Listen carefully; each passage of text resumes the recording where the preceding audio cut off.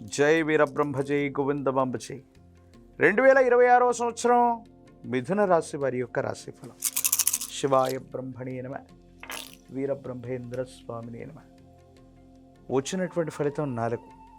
ఇది రాహు సంబంధమైనటువంటి ఫలితం.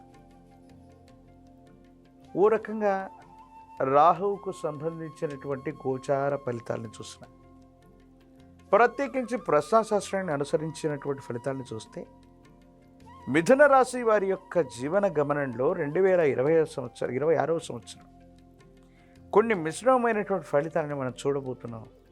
ఆ మిశ్రమమైనటువంటి ఫలితాల్లో కూడా చాలా వరకు అనుకూలవంతంగా మలుచుకునేటువంటి అవకాశం కూడా ఉంది. వివాహ సంబంధమైనటువంటి విషయం, జీవిత భాగస్వామికి సంబంధించిన కొన్ని అంశాల్లో కొన్ని ఇబ్బందులు, ఒడిదొడుకులు, అభిప్రాయ భేదాలని ఎదుర్కొనేటువంటి అవకాశం కనిపిస్తుంది. ఏది ఏమైనప్పటికీ కూడా దైనందిన జీవితంలో ఖచ్చితత్వంతో ఉండాలని, నిక్కచ్చిగా ఉండాలని, సత్యమే మాట్లాడాలన్నటువంటి కొన్ని రకాలైనటువంటి అతి మంచితనం, అతి నిజాయితీ వల్ల తప్పకుండా కొన్ని ఇబ్బందులు రాబోతున్నాయి.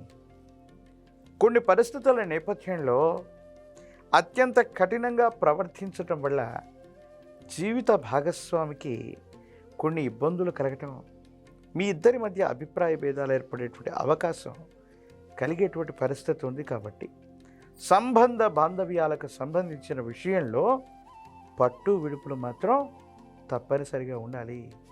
కొన్ని అతి ఖచ్చితత్వంతో వెళ్ళటం వల్ల సంబంధ బాంధవ్యాలు దెబ్బతినే అవకాశం ఉంటుంది. కాబట్టి ఈ విషయంలో మాత్రం చాలా జాగ్రత్తగా ఉండాలి.